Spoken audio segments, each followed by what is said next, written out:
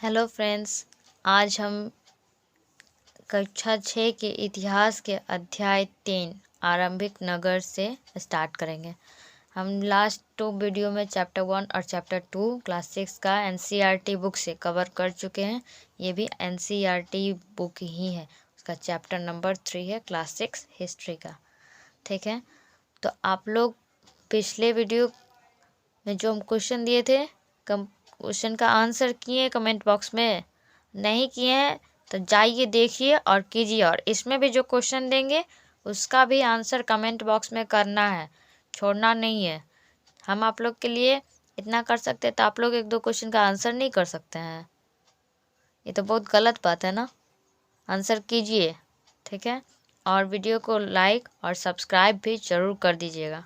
ठीक है, चलिए अब स्टार्ट करते हैं ज़्यादा समय ना लेते हुए। आरंभिक नगर। पुराने भवन का संरक्षण। जसपाल और हरप्रीत। देखिए, ये जसपाल और हरप्रीत, पता नहीं दोनों में कौन जसपाल है कौन हरप्रीत है, नहीं पता, बस दोनों है। ठीक है, जसपाल और हरप्रीत अपने घर के पास की गली में क्रिकेट खेल रहे थे। उन्होंने देखा कि कुछ लोग उस खंडहर घर की तारीफ कर रहे थे जिसे गली के बच्चे भूतहा घर कहा करते थे। एक ने कहा, इसकी वास्तुकला को देखो, क्या आपने कहीं लकड़ी पर इतनी सुंदर नक्काशी देखी है? दूसरी महिला ने कहा, क्या कहा देखते हैं, हमें मंत्री जी को पत्र लिखकर कहना चाहिए कि वह इस खूबसूरत घर को सुरक्षित रखने के लिए इसकी मरम्मत कराने की व्यवस्था करें। यह सब सुनकर जसपाल और हरप्रीत सोचने लगे कि इस पुराने खंडहर से लोगों का इतना लगाव क्यों हो सकता है। किसी के मन में भी सवाल आ जाएगा। आते हैं हड़प्पा की कहानी। हड़प्पा बहुत फेमस है ना, हड़प्पा सभ्यता बहुत टाइम से सुनते आ रहे होंगे। चलिए आज इस पर देखा जाए इसको। हड़प्पा की कहानी। अक्सर पुरानी इमारत अपनी कहानी बताती है। लगभग 150 साल पहले जब पंजाब में पहली बार लाइनें बिछाई जा रही थी, नोटिस किए कुछ? हम कर लिए, आप लोग देखिए। 150 साल पहले पंजाब में पहली बार रेलवे लाइन बिछाई जा रही थी। तो क्वेश्चन बना, रेलवे लाइन पहली बार किस राज्य में बिछाई गई? तो कौन सा राज्य था? पंजाब। तो इस काम में जुटे इंजीनियरों को अचानक हड़प्पा पुरा स्थल मिला, जो आधुनिक पाकिस्तान में है। कहाँ है? पाकिस्तान में। उन्होंने सोचा कि यह एक ऐसा खंडर है जहाँ से अच्छी ईंटें मिलेंगी। यह सोचकर वे हड़प्पा के खंडहरों से हजारों ईंटें उखाड़ ले गए, जिससे उन्होंने रेलवे लाइन बिछाई। इससे कई इमारतें पूरी तरह नष्ट हो गई। देख लीजिए कैसे कैसे काम करता है सब। उसके बाद लगभग 80 साल पहले पुरातत्वविदों ने इस स्थल को ढूंढा और तब पता चला कि यह खंडहर उपमहाद्वीप के सबसे पुराने शहरों में से एक है। चूँकि इस नगर की खोज सबसे पहले हुई थी, इसीलिए बाद में मिलने वाले इस तरह के सभी पुरास्थलों में जो इमारतें और चीज़ें मिली, उन्हें हड़प्पा सभ्यता की इमारतें कहा गया।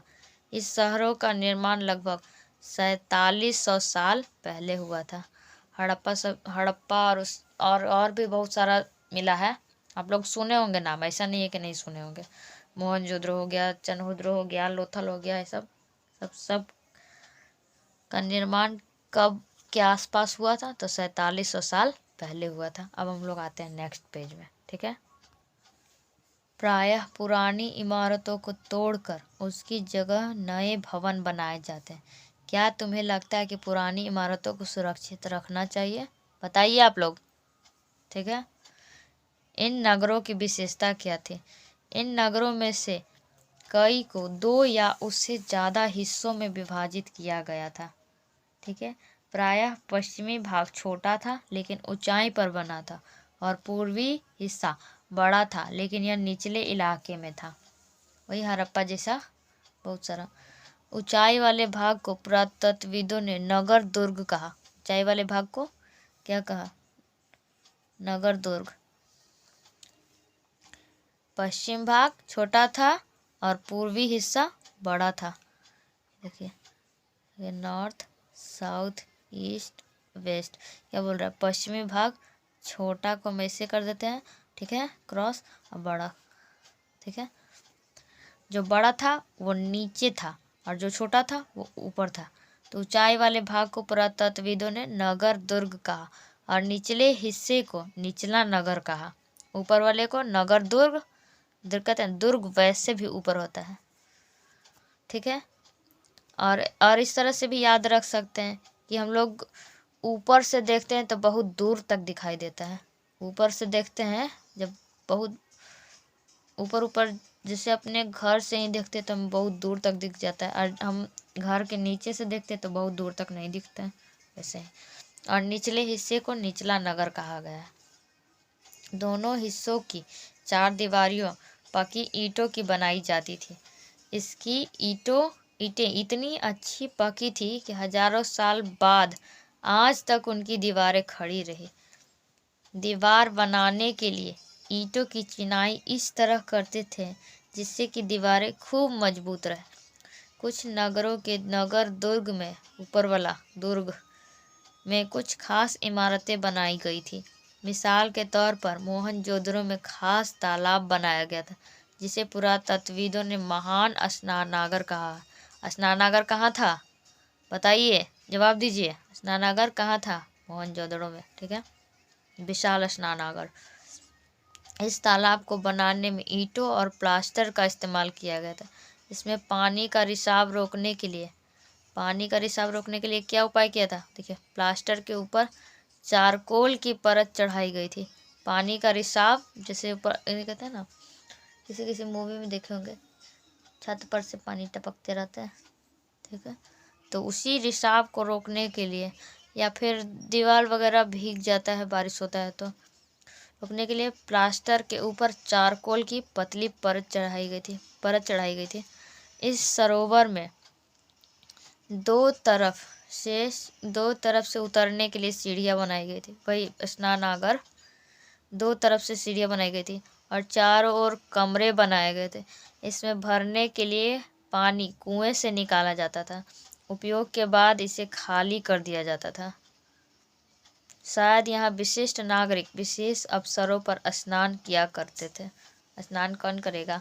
वही विशिष्ट अवसर पर, जब पूजा होगा तब ना, पंडित लोग ही करेंगे, या फिर जो उस पूजा में सम्मिलित होने आएंगे वो।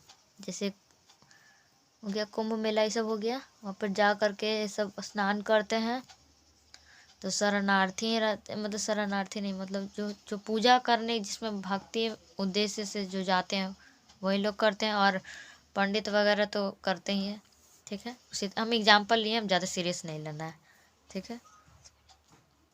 कालीबंगा और लोथल जैसे अन्य नगरों में अग्निकुंड मिले हैं। अग्निकुंड कहाँ कहाँ मिले हैं? तो कालीबंगा और लोथल, ठीक है, जहाँ संभवतः यज्ञ किया जाता है। अग्निकुंड मिला तो अग्निकुंड में देखेगा थोड़ी है कोई, कुछ ना कुछ तो जरूर करेगा, और जाहिर सी बात है, हम लोग हिस्ट्री में इतना तो पढ़े हैं, ठीक है।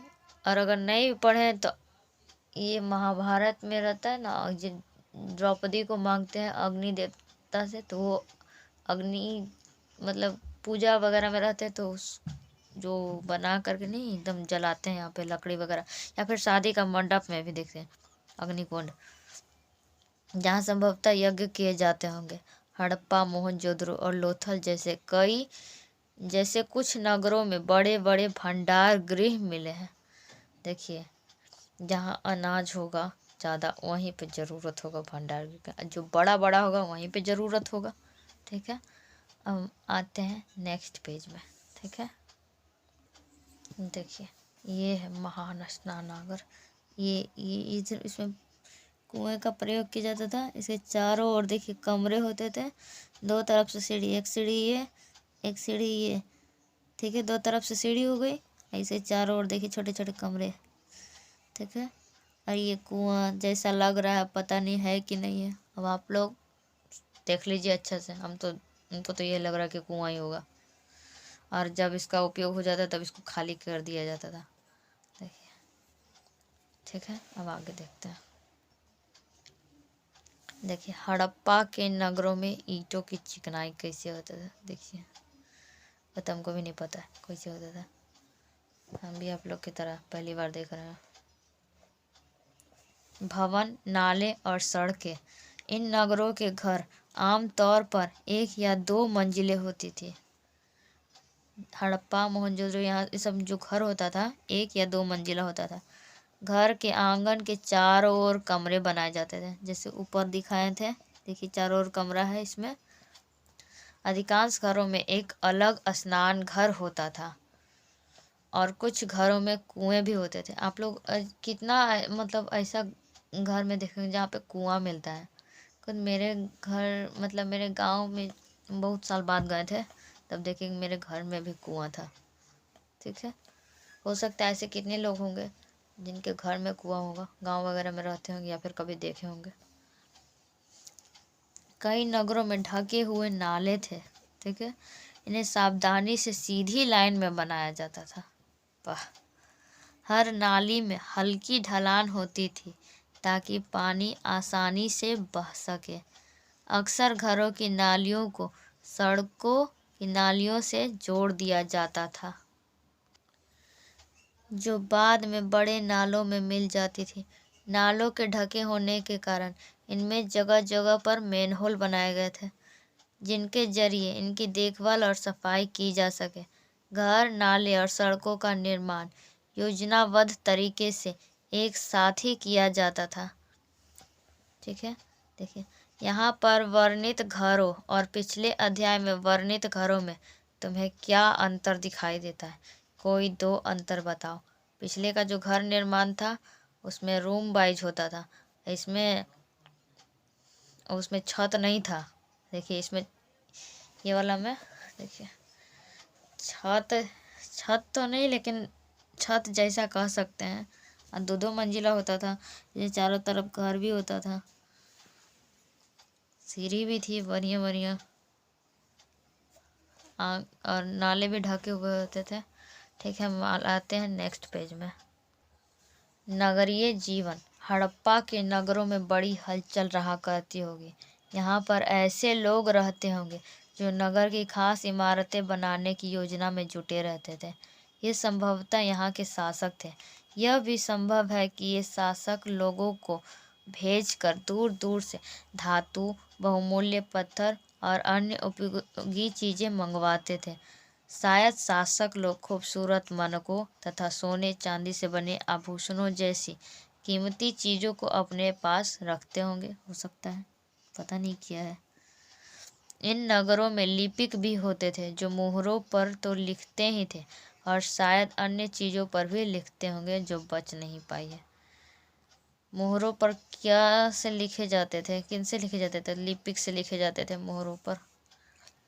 पता नहीं, हमको भी नहीं पता है क्या होता है। इसके अलावा नगरों में शिल्पकार स्त्री पुरुष भी रहते थे जो अपने घरों या किसी उद्योग स्थल पर तरह तरह की चीज़ें बनाते होंगे, हो सकता है। लोग लंबी यात्राएं भी करते थे और वहां से उपयोगी वस्तुएं लाते थे और साथ ही लाते थे सुदूर देशों की किस्से कहानियाँ। मिट्टी से बने कई खिलौने भी मिले हैं जिनसे बच्चे खेलते होंगे, हो सकता है। नगर में रहने वाले लोगों की एक सूची बनाओ। क्या इनमें से कुछ लोग ऐसे हैं जो मेहरगढ़ गांव में रहते थे? मेहरगढ़ याद आया कुछ? नहीं याद आया तो जाइए चैप्टर 2 या 1 में जा कर के मेहरगढ़ के बारे में पता कीजिए और उसके बारे में याद कीजिए। देखिए, पता नहीं क्या है, को भी नहीं पता, पढ़ लेते हैं हम भी आप लोग के साथ। सबसे ऊपर मोहनजोदड़ो की एक सड़क और उसमें बना नाला है।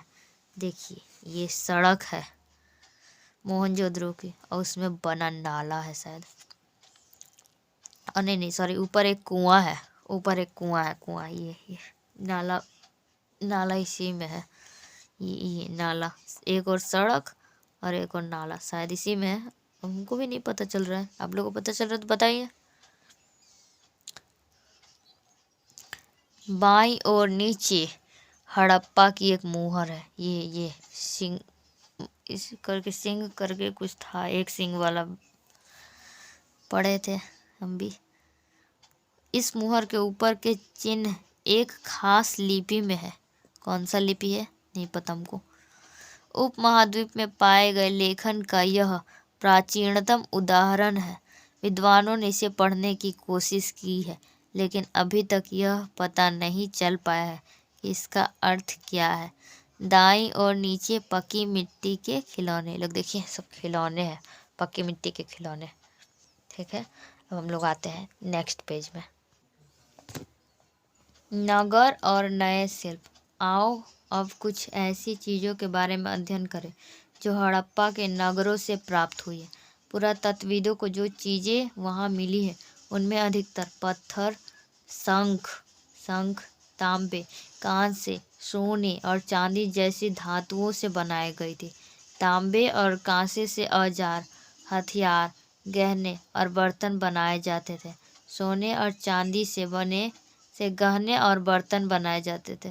वाह, सोना चांदी अभी पहनने को नहीं मिलता, ये लोग बर्तन बनाते थे। सोचिए, यहाँ मिली सबसे आकर्षक वस्तुओं में मन के बाट और फलक है। कैसा होता है मन का, हम भी नहीं देखे, हम भी आप लोग के साथ देख रहे हैं। खुद हमको भी नहीं पता ये लोग ये सब क्या है, नहीं पता। अच्छा देखिए, ऊपर पत्थर के बाट देखो। अच्छा ये बाट है। कितने ध्यान से और उपयुक्त तरीकों से इन बाटों को बनाया गया है। इन्हें चर्ट पत्थर से बनाया गया है। बाट को किससे बनाया गया? चर्ट पत्थर से। इन्हें शायद बहुमूल्य पत्थर और धातुओं को तौलने के लिए बनाया गया होगा, हो सकता है। मध्य में वाएं मन के, इनमें से कई कार्निलियन पत्थरों से बनाए गए थे। पत्थरों को गाढ़ और तराश कर मनके बनाए गए। इनके बीच छेद किए गए थे ताकि धागा डालकर माला बनाई जाए। मध्य में दाएं पत्थर के धारदार फलक, नीचे दाएं कढ़ाईदार वस्त्र। कहाँ गया? एक महत्वपूर्ण व्यक्ति की पत्थर से बनी मूर्ति जो मोहनजोदड़ो से मिली थी, उसमें उसे कढ़ाईदार वस्त्र पहने दिखाया गया है। अच्छा ये रहा, ये व्यक्ति है, इसको कढ़ाईदार वस्त्र पहनाया गया दिखाया गया है।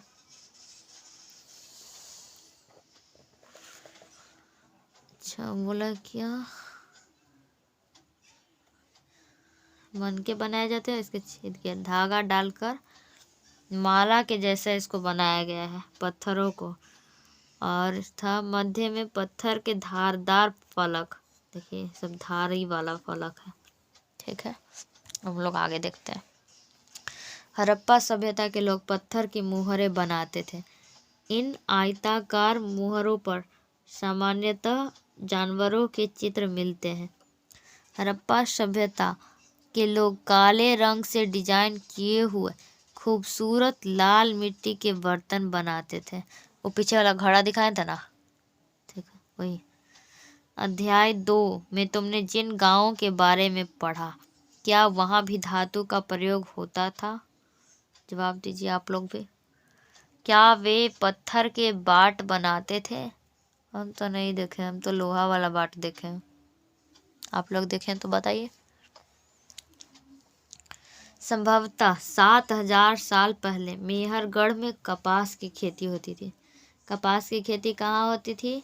मेहरगढ़ में। और कब होती थी? 7000 साल पहले। मोहनजोदड़ो से कपड़े के टुकड़ों के अवशेष, चांदी के एक फूलदान के ढक्कन तथा कुछ अन्य तांबे की वस्तुओं से चिपके हुए मिले हैं। पकी मिट्टी तथा फेंस से बनी तकलियाँ सूत कताई का संकेत देती है। तकलियाँ क्या, हमको भी नहीं पता। आते हैं नेक्स्ट पेज में। ठीक है, इनमें से अधिकांश वस्तुओं का निर्माण विशेषज्ञों ने किया था।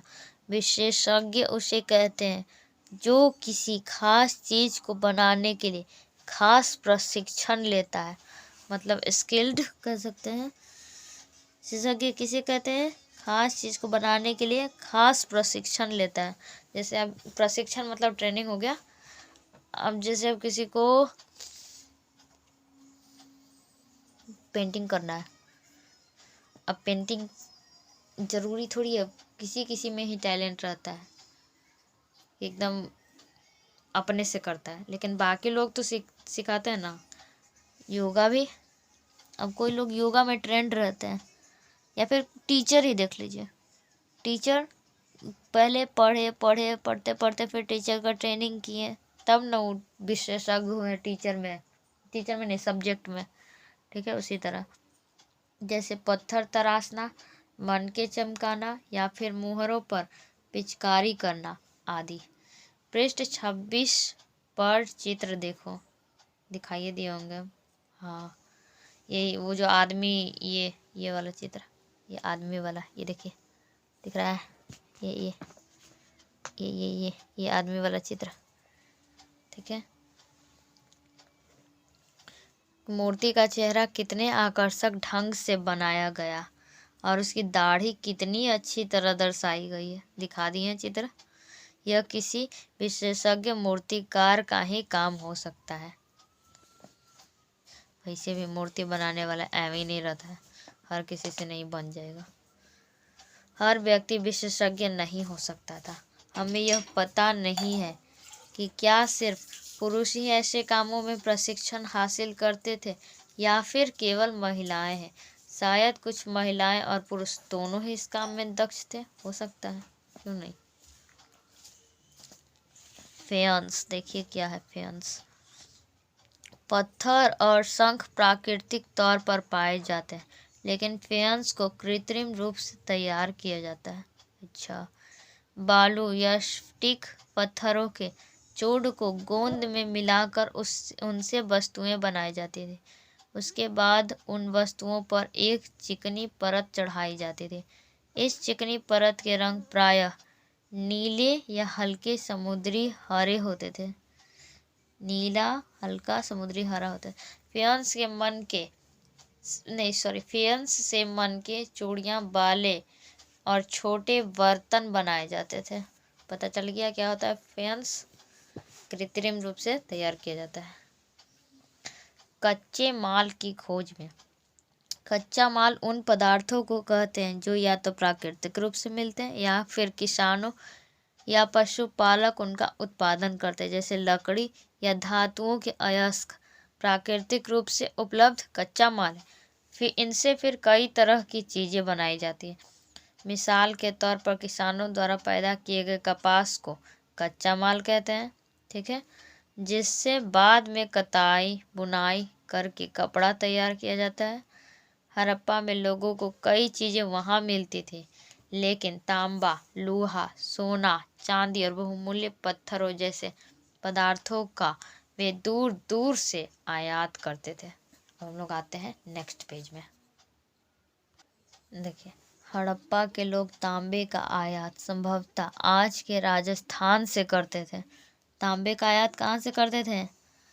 राजस्थान से। यहाँ तक कि पश्चिम एशियाई देश ओमान से भी तांबे का आयात किया जाता था, राजस्थान से और ओमान से, याद रखिएगा। ठीक है, कांसा बनाने के लिए तांबे के साथ मिलाई जाने वाली धातु टीन का आयात आधुनिक ईरान और अफगानिस्तान से किया जाता था। कांसा बनाने के लिए, कांसा किससे किससे बनता है? तांबा से और टीन से। कांसा किससे बनता है? तांबा से और टीन से। तांबा तो खरीदा गया राजस्थान से और इससे ओमान से। ठीक है, अब टीन कहाँ से करेगा? तो ईरान से और अफगानिस्तान से। टीन ईरान, उसके बाद दोनों मिला दीजिएगा तो कांसा। सोने का आयात आधुनिक कर्नाटक और बहुमूल्य पत्थर का आयात गुजरात, ईरान और अफगानिस्तान से किया जाता था। देख लिया। मैं देखिए, चीज़ों को एक जगह से दूसरी जगह कैसे ले जाया जाता था। इन चित्रों को देखो, एक खिलौना है और दूसरी ओर एक मोहर। देखिए, खिलौना है, एक मोहर भी है। यहाँ भी देखिए, खिलौना है, मोहर है। खिलौना ही तो है और दूसरी तरफ से मोहर हो गया।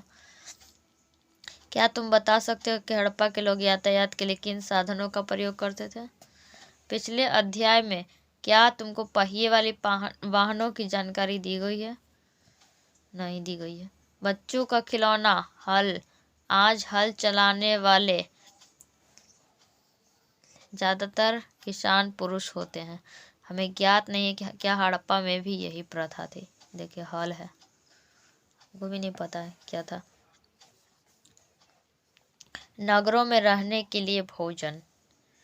लोग नगरों के अलावा गांव में भी रहते थे। वे अनाज उगाते थे और जानवर पालते थे। किसान और चरवाहे शहरों में रहने वाले शासकों, लेखकों और दस्तकारों को खाने के सामान देते थे। पौधों के अवशेषों से पता चलता है कि हड़प्पा के लोग गेहूं, जौ, दालें, मटर, धान, तिल और सरसों उगाते थे। जमीन की जुताई के लिए हल का प्रयोग एक नई बात थी। हड़प्पा काल के हल तो नहीं बच पाए हैं क्योंकि वे प्रायः लकड़ियों से बनाए जाते थे, लेकिन हल के आकार के खिलौने मिले हैं। इस क्षेत्र में बारिश कम होती है, इसलिए सिंचाई के लिए लोगों ने कुछ तरीके अपनाए होंगे। संभवतः पानी का संचय किया जाता होगा और ज़रूरत पड़ने पर उससे फसलों की सिंचाई की जाती होगी। हड़प्पा के लोग गाय, भैंस, भेड़ और बकरियां पालते थे। बस्तियों के आसपास तालाब और चारागाह होते थे, लेकिन सूखे महीनों में वे मवेशियों के झुंडों को चारा पानी की तलाश में दूर दूर तक ले जाया जाता था। वे बेर जैसे फलों को इकट्ठा करते थे, मछलियां पकड़ते थे और हिरन जैसे जानवरों का शिकार भी करते थे। अब आते हम लोग नेक्स्ट पेज पर। गुजरात में हड़प्पा कालीन नगर का सूक्ष्म निरीक्षण। कच्छ के इलाके में खादीर बेट के किनारे धौलावीर नगर बसा था। याद करते हम लोग फिर से। धौलावीर नगर कहाँ बसा था? तो कच्छ यानी गुजरात के इलाके में खादीर बेट के किनारे धौलावीरा नगर बसा था। वहाँ साफ पानी मिलता था और जमीन उपजाऊ थी। जहाँ हड़प्पा सभ्यता के कई नगर 2 भागों में विभक्त थे, वहीं धौलावीरा नगर को 3 भागों में बांटा गया था। देखिए हड़प्पा सभ्यता के सभी नगर लगभग में 2 भाग में थे और धौलावीरा को 3 भाग में बांटा गया था। इसके हर हिस्से के चारों ओर पत्थर की ऊंची ऊंची दीवार बनाई गई थी। ठीक है, इसके अंदर जाने के लिए बड़े बड़े प्रवेश द्वार थे। इस नगर में खुला मैदान भी था। खुला मैदान कहाँ था? अभी तक तो विशाल स्नानागार मिला था, वो कहाँ मिला था बताइए, कमेंट बॉक्स में जवाब दीजिए।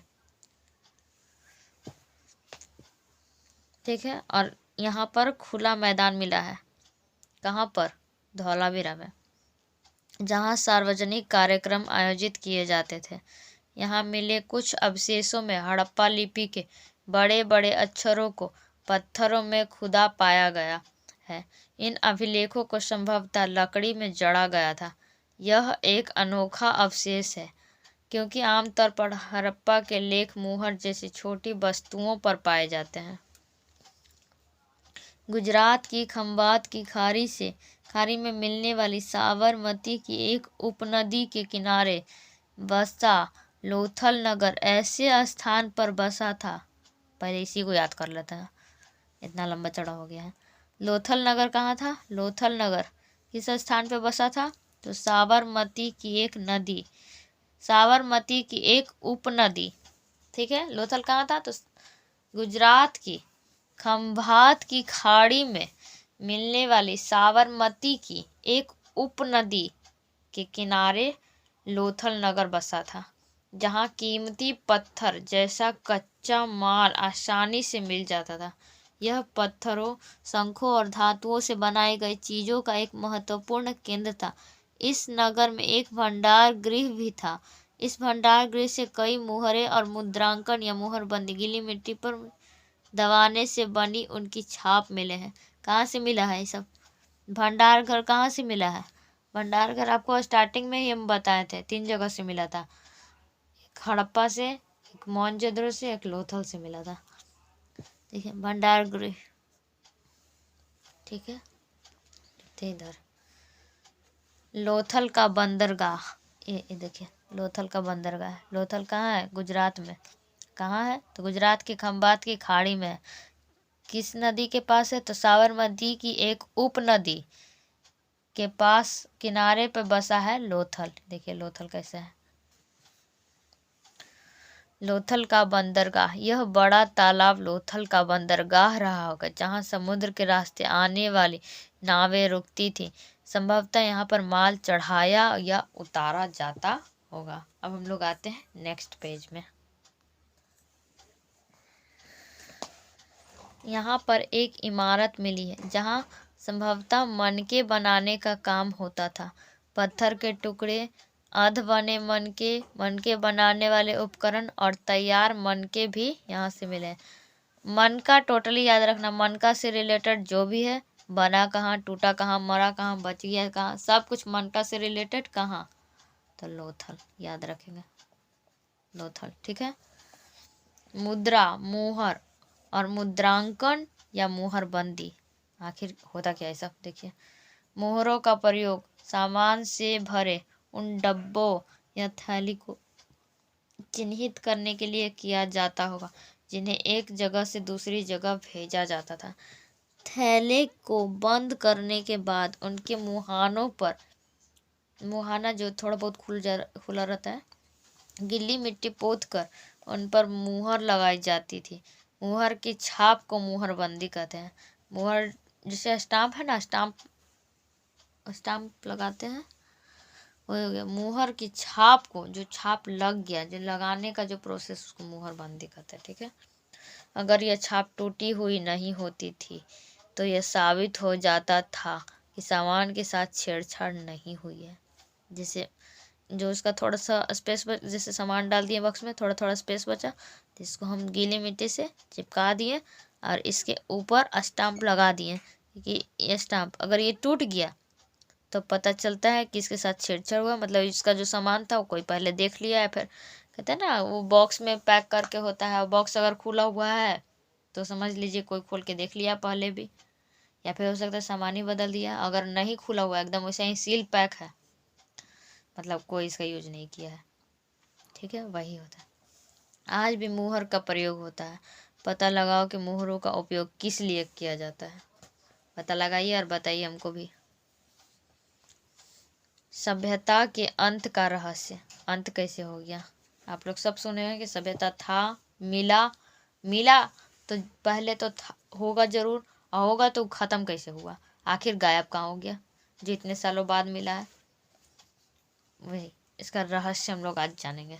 लगभग 3900 साल पहले एक बड़ा बदलाव देखने को मिलता है। अचानक लोगों ने इन नगरों को छोड़ दिया। क्यों छोड़ दिया भाई? लेखन, मुहर और बाटों का प्रयोग बंद हो गया। दूर दूर से कच्चे माल का आयात काफी कम हो गया। मोहनजोदड़ो में सड़कों पर कचड़ों के ढेर बनने लगे। जल निकास प्रणाली नष्ट हो गई और सड़कों पर ही झुग्गी नुमा घर बनाए जाने लगे। आखिर ऐसा क्यों हुआ? यह सब क्यों हुआ कुछ पता नहीं। कुछ विद्वानों का कहना है कि नदियां सूख गई थी, अन्य का कहना है कि जंगल का विनाश हो गया था। इसका कारण ये हो सकता है, ईंटें पकाने के लिए ईंधन की जरूरत पड़ती थी। इसके अलावा मवेशियों के बड़े बड़े झुंडों से चारागाह और घास वाले मैदान समाप्त हो गए होंगे, हो सकता है। कुछ इलाकों में बाढ़ आ गई, लेकिन इन कारणों से यह स्पष्ट नहीं हो पाता कि सभी नगरों का अंत कैसे हो गया, क्योंकि बाढ़ और नदियों के सूखने का असर कुछ ही इलाकों में हुआ होगा। ऐसा लगता है कि शासकों का नियंत्रण समाप्त हो गया। जो भी हुआ हो, परिवर्तन का असर बिल्कुल साफ दिखाई देता है। आधुनिक पाकिस्तान, अब हम लोग नेक्स्ट पेज में देखेंगे। ठीक है। पाकिस्तान के सिंध और पंजाब की बस्तियां उजड़ गई थी। कई लोग पूर्व और दक्षिण के इलाकों में नई और छोटी बस्तियों में जाकर बस गए। इसके लगभग 1400 साल बाद नए नगरों का विकास हुआ। इनके बारे में तुम अध्याय 5 और 8 में पढ़ोगे। ठीक है, क्वेश्चन आंसर आ गया। देखिए, पुरातत्वविदों को कैसे ज्ञात हुआ कि हड़प्पा सभ्यता के दौरान कपड़ों का उपयोग होता था? बताइए आप लोग, हम बताए थे। ठीक है। और सुमेल कीजिए। तांबा कहाँ से था? राजस्थान से। बताएं था कितना? और ओमान से भी था। टीन कहाँ से था? ईरान से और अफगानिस्तान से। सोना कहाँ से था? कर्नाटक से। बहुमूल्य पत्थर गुजरात से। ठीक है। हड़प्पा के लोगों के लिए धातुएं, लेखन, पहिया और हल क्यों महत्वपूर्ण थे? क्योंकि हल से हो सकता है खेती करते होंगे, और धातु से लोग लिख शायद कुछ लिखवाते वगैरह थे, मतलब कुछ कुछ यूज। हाँ, वो धातु के गहने से कुछ बनाते थे, याद नहीं आ रहा हमको। जो हम बोले थे कि हम लोग को यहाँ पर मिलता नहीं है, और ये लोग कुछ शायद घर वगैरह में बनवा रहे थे, ऐसे ही कुछ। पहिया खिलौने वाला सामान था, और हमको ज़्यादा कुछ याद नहीं आ रहा है। ठीक है, चैप्टर ख़त्म। ठीक है, बताइए आप लोगों को कैसा लगा चैप्टर? अच्छा लगा वीडियो तो वीडियो को लाइक कीजिए, सब्सक्राइब कीजिए, और नोटिफिकेशन वाला ऑन कर दीजिएगा, ताकि हम नेक्स्ट वीडियो डालें तो आप तक पहुंच जाए। ठीक है, मिलते हैं अब चैप्टर 4 के साथ नेक्स्ट वीडियो में। Bye bye.